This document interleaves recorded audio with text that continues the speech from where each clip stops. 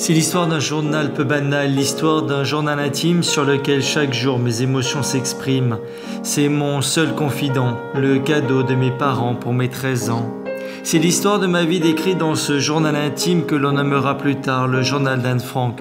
Ce journal, mon confessionnal durant 2 années de guerre pour décrire mon calvaire.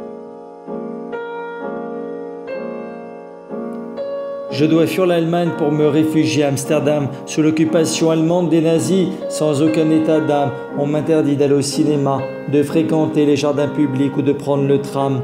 La menace de plus en plus oppressante, je dois précipitamment et discrètement me mettre à l'abri et attendre sagement la fin de la guerre.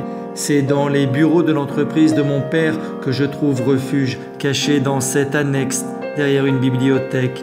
Dans ma valise, il y a très peu de vêtements, mais beaucoup de souvenirs, et surtout Kitty, mon journal intime. Alors qu'à l'extérieur, la situation s'envenime, je prends conscience du bonheur d'être avec mon père. Ma mère, je ne l'aime pas. Elle me porte peu de considération et apprécie davantage Margot, ma sœur, avec qui j'entretiens d'excellentes relations. Enfermé dans cette annexe, les règles sont de rigueur. Aucun regard vers l'extérieur et les déplacements sont autorisés seulement à certaines heures.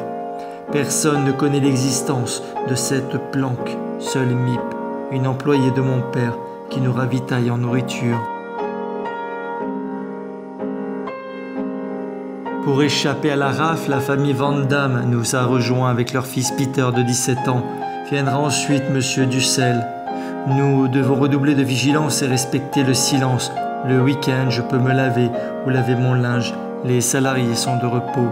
Il y a beaucoup de tensions entre les familles et nous devons faire attention à nos économies. Je ne supporte plus cet enfermement et le bruit de ces bombardements. Je suis pétrifié.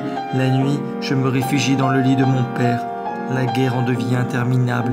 Les perspectives sont peu réjouissantes. Écrire m'est indispensable. C'est le seul moyen de saisir le monde qui m'entoure. Aujourd'hui, je fête mes 14 ans et savoure un morceau de chocolat. J'éprouve quelques sentiments pour Peter, je le séduis, le sens un peu troublé et en profite pour l'embrasser. J'ai froid et je m'ennuie, je vais perdre la raison sous ce toit, tous les jours le même scénario. Heureusement le samedi, un vent de liberté surgit quand Mip nous rend visite chargée de provisions. Et puis il y a Peter, mon père se doute bien que je l'aime et me fait la morale. Souvent, il me rappelle notre devise, travail et espoir. Mais papa, ne vois-tu pas que j'ai grandi, mûri et souhaite retrouver ma liberté pour vivre ma vie amoureuse? Je ne pensais pas le blesser autant par ses propos.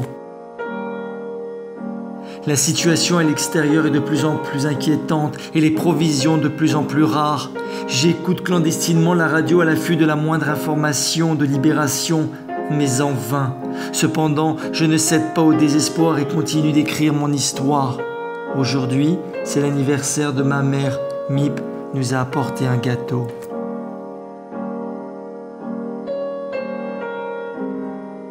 Les Alliés ont enfin donné l'assaut contre Hitler. L'espoir me donne raison. Je considère cette vie clandestine comme une expérience intéressante, romanesque et pleine de dangers. Je n'ai plus de temps à perdre. Je veux voler de mes propres ailes et rester fidèle à ce que je suis. Je sens la libération se rapprocher. Peter, je ne lui porte peu de considération en ce moment. Je veux être écrivain. Je ne veux pas ressembler à toutes ces femmes ordinaires que l'on oublie. Je veux vivre après ma mort grâce à mes livres. L'invasion des Alliés se déroule à merveille. Je jubile déjà à l'idée de retrouver ma liberté d'ici quelques mois.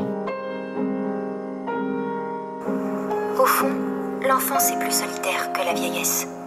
C'est difficile pour nous dans ce monde en proie à la folie.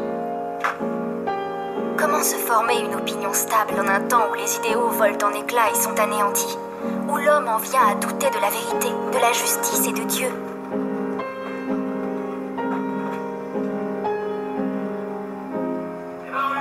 Je vois le monde se changer en désert. J'entends le tonnerre qui se rapproche. Je sens la souffrance de la multitude. Pourtant, j'ai le sentiment que tout finira par s'arranger. Qu'en dépit de tout, l'homme est profondément bon. Vous leur cachez, répondez!